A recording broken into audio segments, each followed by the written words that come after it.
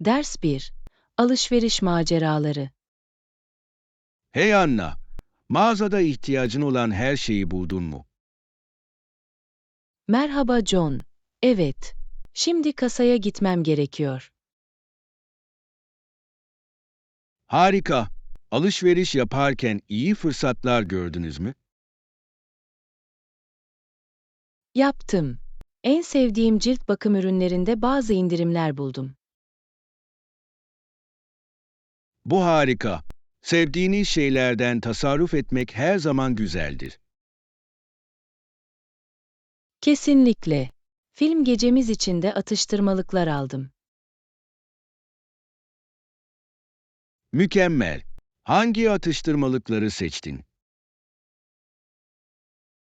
Patlamış mısır, sakız ve birkaç çikolata aldım. Peki ya sen? Biraz cips ve bir sos getirdim. Lezzetli bir kombinasyon olacak. Yiyeyim. Film maratonumuzu bekleyemem. Aklınızda herhangi bir film var mı? Evet, herkesin bahsettiği yeni aksiyon filmini izleyebileceğimizi düşündüm. Heyecan verici geliyor. İyi bir aksiyon filmini seviyorum. Beğendiğin başka türler var mı? Komedilerden de hoşlanıyorum. Ruh halini hafifletmek için harikalar. Komediler eğlencelidir. Gerilim filmlerini de severim. Beni koltuğumun kenarında tutuyorlar. Gerilim filmleri heyecan verici. Son zamanlarda iyi şeyler gördün mü? Evet, geçen hafta harika bir gerilim filmi izledim. Konu değişikliği akıllara dururdu. İyi bir olay örgüsünü seviyorum. Belki bir dahaki sefere listemize eklemeliyiz. Kesinlikle. Bugün alışverişimizi bu kadar çabuk yaptığımıza sevindim. Ben de.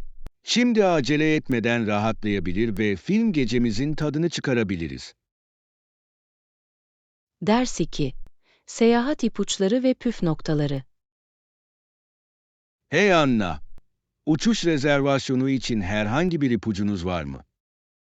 Merhaba John. Genellikle popüler seyahat web sitelerini kullanırım. Genellikle harika fırsatlar var. Bu akıllıca. En çok hangi web sitelerini tavsiye edersiniz? Skyscan ve Kayağı severim. Farklı havayolları arasındaki fiyatları karşılaştırırlar. Bu gerçekten yardımcı oldu. Hiç gerçekten iyi bir anlaşma buldun mu?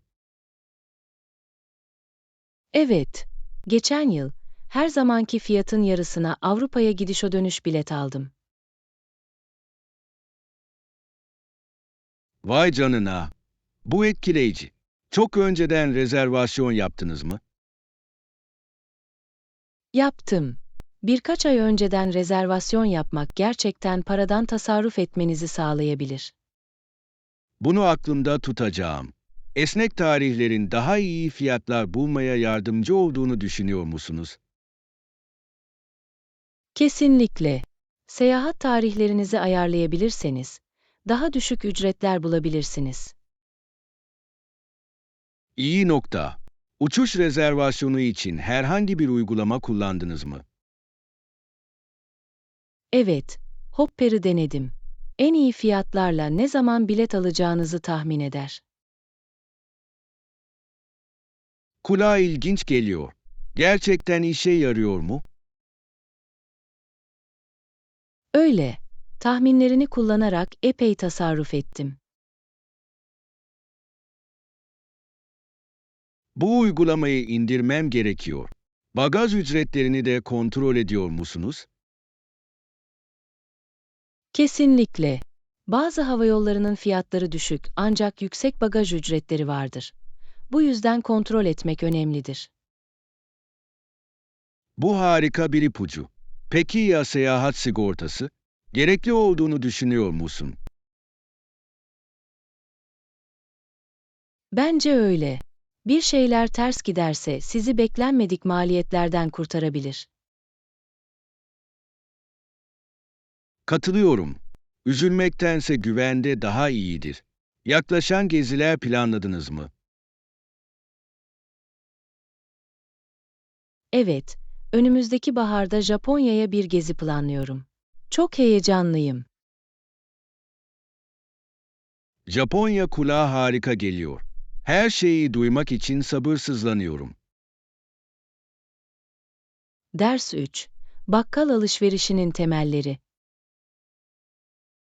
Hey Anna, sandviçler için ne tür ekmek istiyorsun? Merhaba John. Sadece normal bir tam buğday somunu işe yarar. Anladım. Tam buğday sağlıklı bir seçimdir. Herhangi bir özel sosları sever misiniz? Sandviçlerimde avokado ve humus seviyorum. Peki ya sen? Genellikle hindi ve İsviçre peyniri tercih ederim. Klasik bir kombinasyon. Kulağa lezzetli geliyor. Bu hafta özel bir şeyler pişirmeyi düşünüyor musunuz?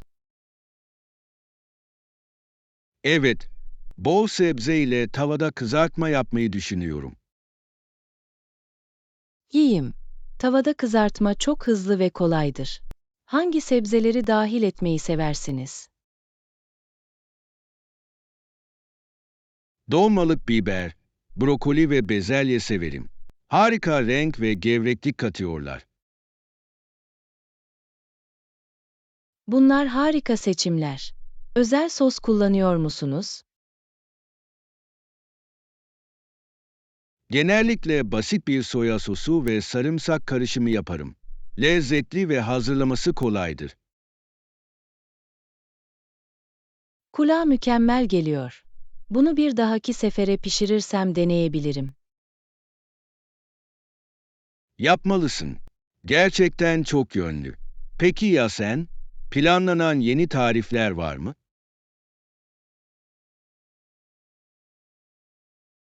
Bazı makarna yemeklerini denemek istiyorum.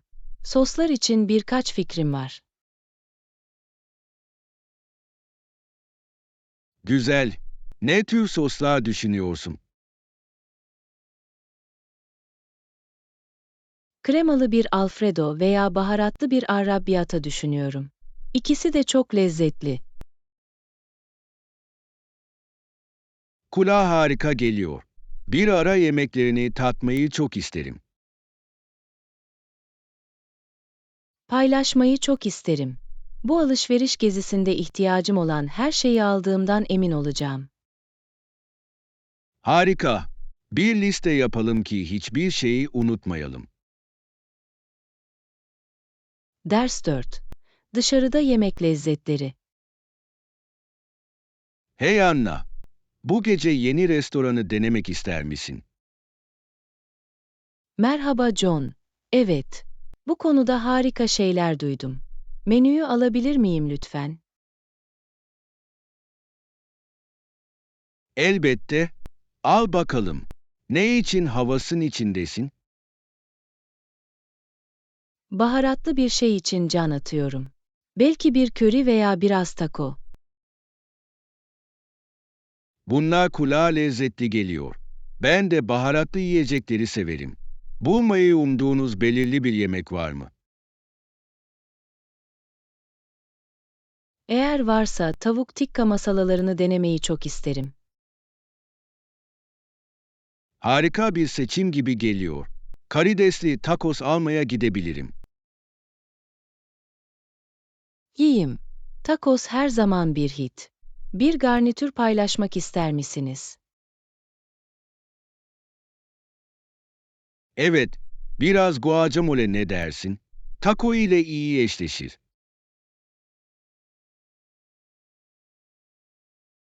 Mükemmel. Tortilla cipsiyle de keyif alıyorum. Daha önce bu restorana gittin mi? Hayır, bu benim ilk seferim olacak. Ne sunduklarını görmek için heyecanlıyım. Ben de. İncelemeler de harika tatlıları olduğunu belirtiyor. Gerçekten mi? Ne tür tatlılar hakkında okudun? Kulağa cennet gibi gelen çikolatalı lav kekleri var. Kulağa cazip geliyor.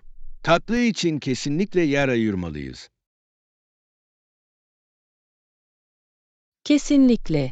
Oradaki atmosferi de deneyimlemek için sabırsızlanıyorum. Same here. I love trying new places and enjoying different cuisines. Her zaman bir macera. Paylaşmak için birkaç yemek sipariş edelim.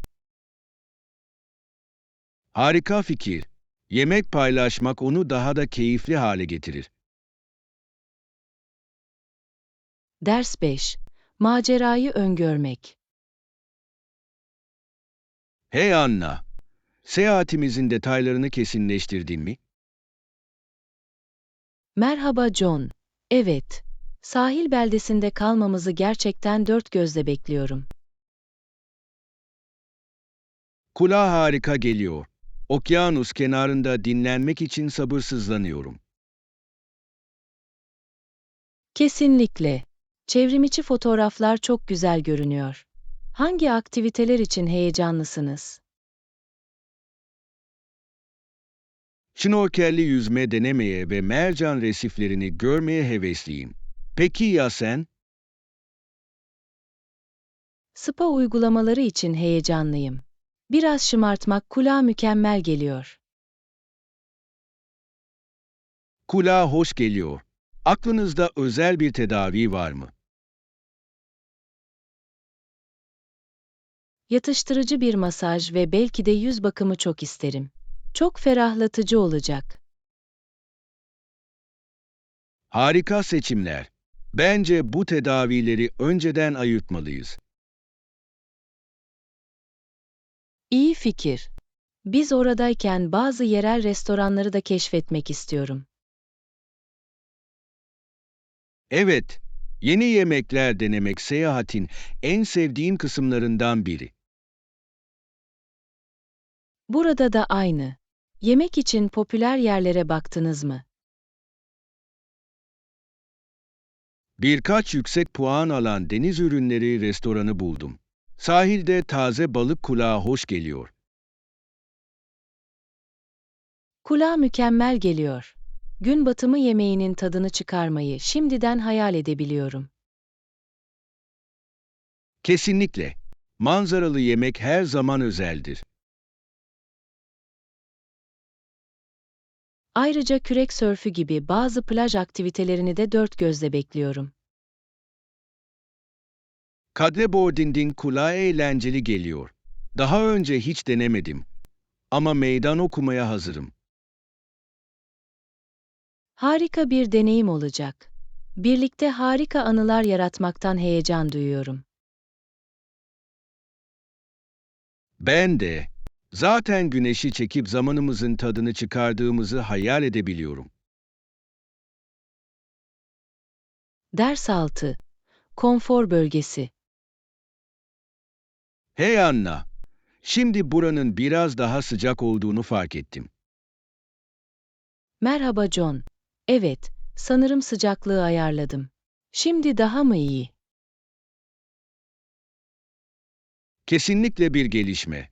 Ama benim zevkime göre hala biraz soğuk. Gerçekten mi? Biraz daha yükseltebilirim. Ne kadar sıcak tercih edersin? 72 derece Fahrenheit civarında rahat olmasını seviyorum. Bu genellikle benim için mükemmeldir. Anladım. O ayarlamayı yapayım. Bu nasıl bir duygu? Bu çok daha iyi hissettiriyor. Bununla ilgilendiğin için minnettarım. Sorun değil. Konfor çok önemlidir. Özellikle çalışırken. Kesinlikle. Daha iyi konsantre olmama yardımcı oluyor. Favori sıcaklığınız var mı? Biraz daha serin. 68 derece civarında tercih ederim. Bunu ferahlatıcı buluyorum. Bu ilginç. Herkesin kendine özgü bir konfor bölgesi var sanırım. Doğru. Sıcaklığın ruh halimizi ve üretkenliğimizi nasıl etkileyebileceği büyüleyici. Gerçekten yapabilir. İş yerinde rahat kalmak için herhangi bir ipucunuz var mı? Çok soğuk olduğunda yakınlarda rahat bir battaniye bulundurmayı seviyorum. Bu harika bir fikir. Bir dahaki sefere denemem gerekebilir. Evet, ve bazen sıcak bir fincan çay da yardımcı olabilir. Çayı seviyorum. Çok rahatlatıcı. Favori tipiniz var mı? Papatyadan hoşlanırım. Sakinleştirici ve rahatlamak için mükemmel. Yeşil çayı tercih ederim. Canlandırıcı ve bana biraz enerji artışı veriyor. İkisi de mükemmel seçenekler. Çay günlük rutinimizi gerçekten geliştirebilir. Kesinlikle. Sıcaklığı doğru bulduğumuza göre işe geri dönelim. Ders 7. Buhar devrimi. Hey Anna, Nicholas Jugnot adında bir Fransızın buharla çalışan bir motor yaptığını biliyor muydunuz? Merhaba John. Onu duydum. Otomotiv mühendisliğinin öncülerinden biriydi. Değil mi? Kesinlikle. Onun icadı, zamanı için oldukça devrimciydi. Erken motorlar hakkında en ilginç bulduğunuz şey nedir? Bence güç yaratmak için buharı nasıl kullandıkları büyüleyici. Bugünün teknolojisinden çok farklı bir yaklaşım. Kesinlikle. Buharı kullanma biçimleri yenilikçiydi. Aracının aslında 3 tekerlekli bisiklet olduğunu biliyor muydunuz? Gerçekten mi? Bu eşsiz. Modern otomobillerden oldukça farklı görünmüş olmalı. Evet, büyük bir kazanı vardı ve sadece birkaç yolcu taşıyabiliyordu. Günümüz standartlarına kıyasla çok basit. Hayal edebiliyorum. Ne kadar hızlı gidebilirdi? Saatte yaklaşık 2,5 mil hıza ulaşabilir. Oldukça yavaş ama 18. yüzyıl için etkileyici. Bu inanılmaz. O zamandan beri ne kadar ileri gittiğimize inanmak zor. Doğru, günümüzün motorları inanılmaz hız ve verimlilikle çok gelişmiş. Motor teknolojisinde bundan sonra ne olacağını düşünüyorsunuz? Elektrikli motorların gelişmeye devam edeceğini ve muhtemelen daha sürdürülebilir seçeneklere yol açacağını düşünüyorum. Bu harika olurdu. Karbon ayak izimizi azaltmak çok önemlidir. Kesinlikle. Hidrojen yakıt hücreleri gibi yenilikler de gelecekte büyük bir rol oynayabilir. Bunlar umut verici geliyor. Teknolojinin ilerlemesini seviyorum. Ben de yeni nesil araçların nasıl görüneceğini düşünmek heyecan verici. Ders 8. Değişim mevsimleri. Hey Anna, en sevdiğin mevsim nedir? Merhaba John. Sanırım baharı tercih ederim. Yeni bir hayat ve çiçek açan çiçekler getiriyor. Katılıyorum. Bahar çok ferahlatıcı. Renkler ve kokular harika. Kesinlikle. Tüm kiraz çiçeklerini görmeyi seviyorum. Çok güzeller. Gerçekten öyleler. Sonbahardan da keyif alıyorum. Değişen yapraklar nefes kesici. Sonbahar, sıcak renkler ve rahat kazaklar ile eşsiz bir çekiciliğe sahiptir. Evet, ayrıca bu süre zarfında berrak havada özel bir şey var. Kesinlikle. Ve mevsimlik yemekleri seviyorum. Balkabağı baharatlı latte gibi. Bunlar çok lezzetli. Favori bir sonbahar aktiviteniz var mı? Elma toplamaktan zevk alıyorum. Dışarıda vakit geçirmek eğlenceli.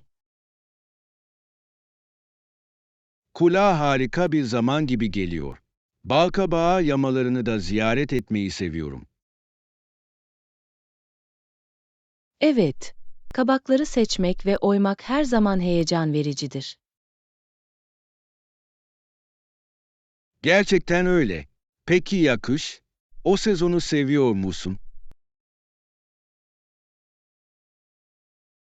Kıştan zevk alıyorum. Özellikle tatil ve karla. Büyülü hissettiriyor. Katılıyorum.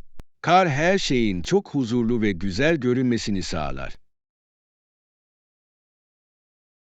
Ve sıcak çikolata ısınmak için mükemmel bir ikramdır. Kesinlikle. Her mevsimin kendine özgü sevinçleri vardır. Bu doğru. Yıl boyunca yapılan değişiklikleri takdir etmek harika. Kesinlikle. Her sezon dört gözle bekleyecek özel bir şey getiriyor. Ders 9. Özel bir nokta bulmak. Hey Anna, molalarınızda dinlenmek için favori bir yerin var mı? Merhaba John.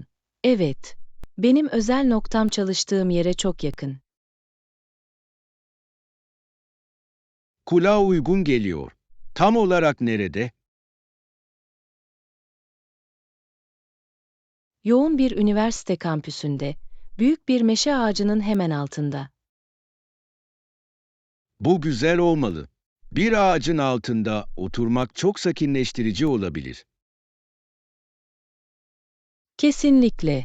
Gölgeyi ve rüzgarda hışırdayan yaprakların sesini seviyorum. Kulağa huzurlu geliyor. Oraya sık sık gider misin? Mümkünse her gün ziyaret etmeye çalışıyorum. Gevşemek için harika bir yer. Oradayken genelde ne yaparsın? Okumayı ya da sadece sessiz vakitlerin tadını çıkarmayı severim. Bazen öğle yemeğimi getiriyorum. Kulağa hoş geliyor. Şu anda okuduğunuz favori bir kitabınız var mı?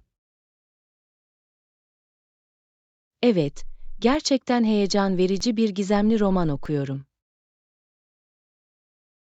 Gizemler çok sürükleyici. Sonunu tahmin etmeye çalışmayı seviyorum. Ben de. Aklımı meşgul ediyor. Peki ya sen? Hoşunuza giden bir yeriniz var mı?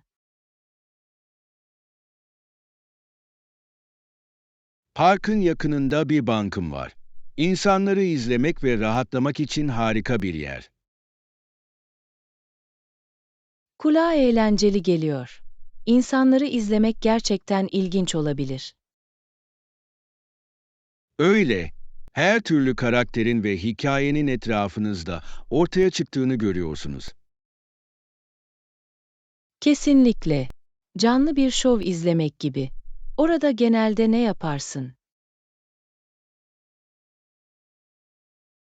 Projelerim için fikirler çizmeyi veya not almayı seviyorum. Yaratıcı olmanın harika bir yolu. Doğa bize gerçekten ilham verebilir. Kesinlikle.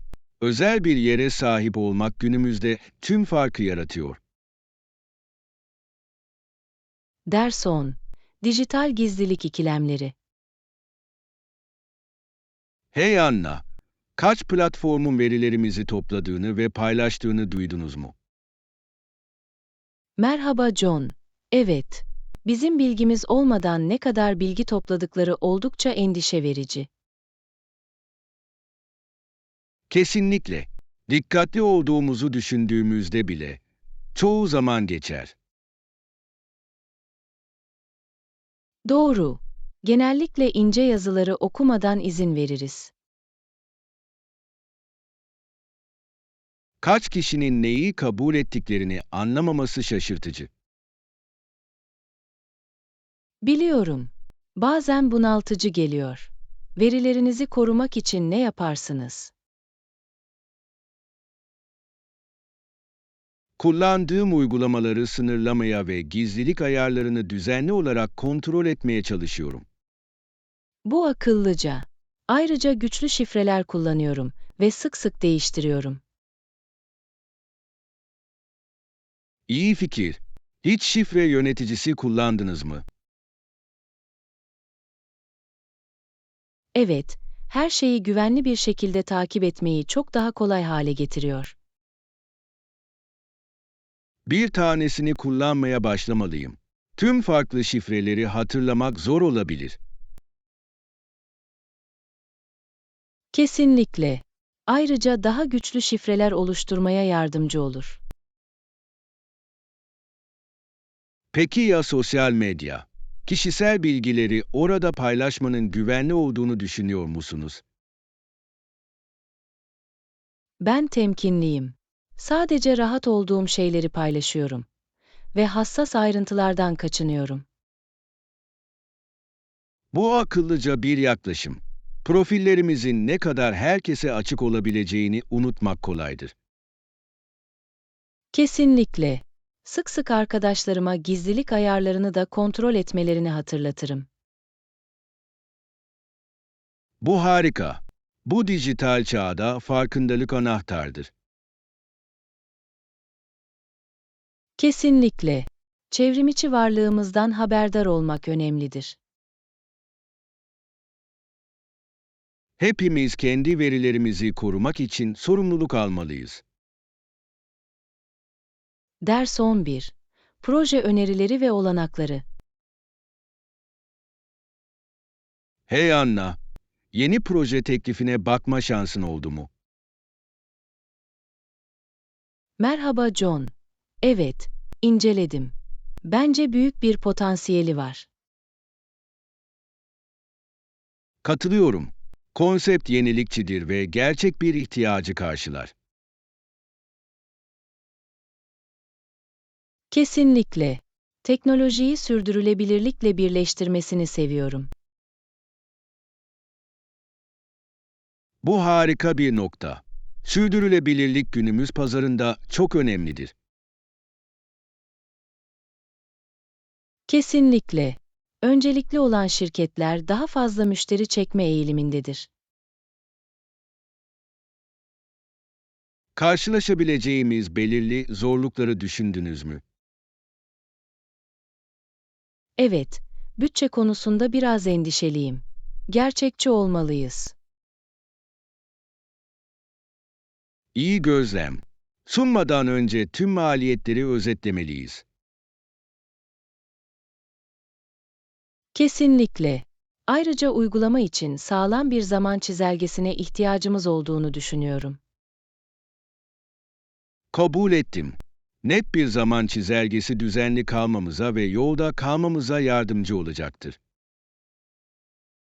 Peki ya takım? Daha fazla uzman dahil etmemiz gerektiğini düşünüyor musunuz?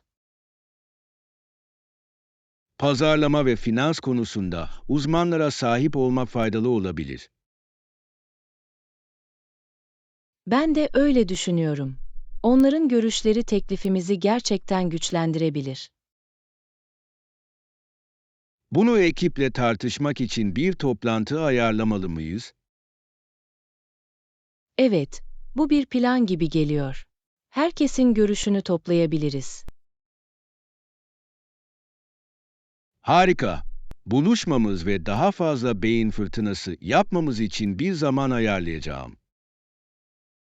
Mükemmel. Bu projenin bizi nereye götürebileceğini görmek için heyecanlıyım. Ben de. Yeni ve etkili bir şey üzerinde çalışmak her zaman heyecan vericidir. Ders 12.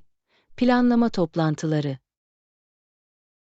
Hey Anna, proje detaylarını tartışmak için buluşmalı mıyız? Merhaba John. Bu harika bir fikir gibi geliyor. Sabah 10.30'da buluşmaya ne dersin? Mükemmel. Bu bize hazırlanmak için bolca zaman veriyor. Belirli bir yeri mi tercih edersiniz?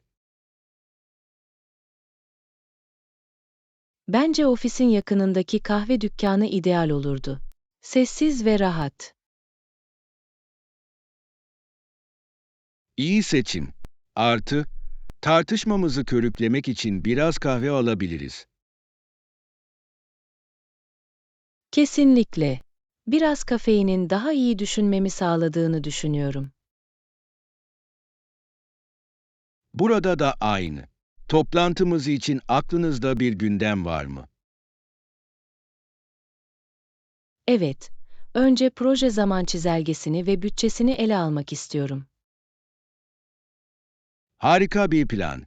Karşılaşabileceğimiz potansiyel zorlukları da tartışmalıyız. Kabul ettim. Zorlukları erken belirlemek, etkili bir strateji oluşturmamıza yardımcı olabilir. Kesinlikle. Takım için rol atamayı da düşünmeli miyiz? Evet, bu önemli. Net roller herkesi sorumlu tutacaktır. Toplantımızdan önce bir ön gündem hazırlayabilirim. Bu yardımcı olur. Tartışmamız sırasında gerektiği gibi ayarlayabiliriz. Kulağa hoş geliyor.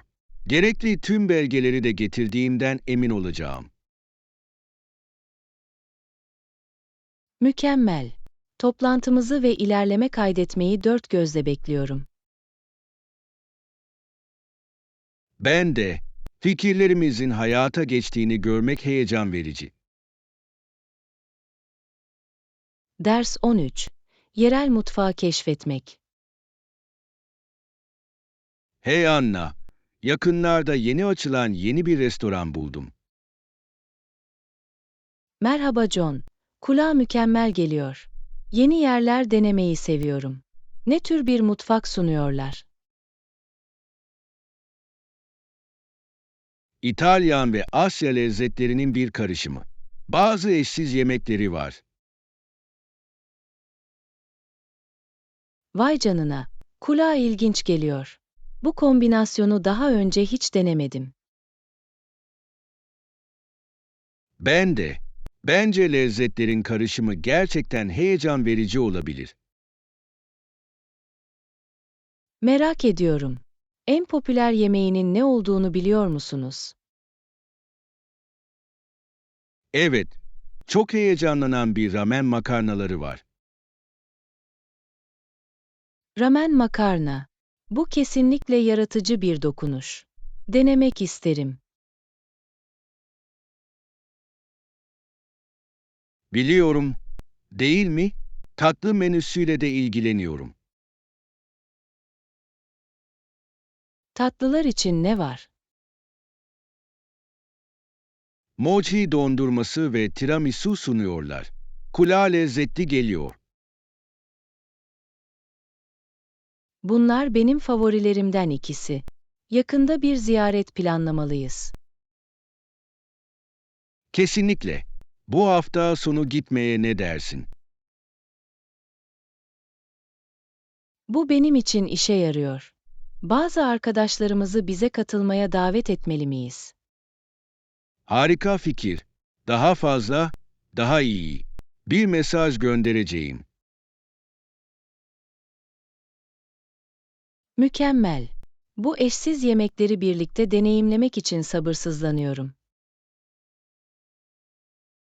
Ben de. Dışarıda yemek yemek her zaman arkadaşlarla daha eğlencelidir.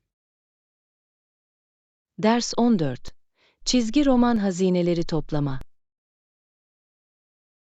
Hey Anna, bazı çok eski çizgi romanların çok paraya değer olduğunu biliyor muydunuz?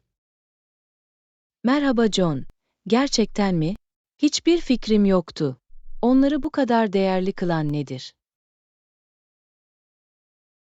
Genellikle nadirliklerine ve durumlarına bağlıdır. Bazılarını bulmak zor.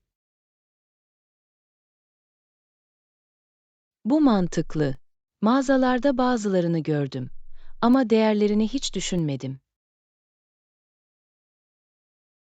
Evet, örneğin popüler karakterleri içeren ilk baskılar veya çizgi romanlar oldukça pahalı olabilir. Vay canına. Çizgi roman topluyor musun? Yaparım. Küçük bir koleksiyonum var. Çoğunlukla 80'lerden ve 90'lardan. Bu harika. Favori bir çizgi roman diziniz var mı? Evet, Örümcek Adam'ı seviyorum. Hikayeler ve sanat eserleri efsanevi. Wonder Woman'ı hep sevmişimdir. Onun karakteri ilham verici. Harika seçim. Hiç komik bir toplantıya katılmayı düşündün mü? İstemiştim. Diğer hayranlarla tanışmanın ve yeni çizgi romanlar keşfetmenin eğlenceli bir yolu gibi görünüyor. Kesinlikle. Ayrıca orada özel ürünler bulabilirsiniz. Kulağa heyecan verici geliyor. Koleksiyonum için bazı nadir eşyalar bulmayı çok isterim. Burada da aynı. Koleksiyonunuza benzersiz bir şey eklemek her zaman heyecan vericidir. Çizgi roman koleksiyonuna başlayan biri için herhangi bir ipucunuz var mı? Sevdiğin şeyle başla. Sizi ilgilendiren dizilere veya karakterlere odaklanın. Bu iyi bir fikir. Özel baskılara da göz kulak olacağım. Kesinlikle. Bu komik hazineler için mutlu avlar. Ders 16. Tıbbın geleceği. Hey Anna, bilim adamlarının gelecekte genetik hastalıkları nasıl tedavi etmeyi umduklarını okuyordum. Merhaba John. Bu büyüleyici. Kesinlikle hayatları dramatik bir şekilde değiştirme potansiyeline sahiptir. Doğru mu? CRISPR gibi teknikler genleri düzenlememize ve mutasyonları düzeltmemize izin verebilir. Kesinlikle. Bir kitaptaki yazım hatasını düzeltmek gibi. Herhangi bir etik kaygı olduğunu düşünüyor musunuz? Definitely. We need to consider the implications of gene editing. What if it's misused? That's a valid point. Balancing innovation with ethics is crucial. What diseases do you think could be targeted first? Conditions like cystic fibrosis or sickle cell anemia seem like good candidates. They have clear genetic causes. I agree. And the potential to prevent these diseases before birth is revolutionary. Imagine a world where we can eliminate hereditary diseases altogether.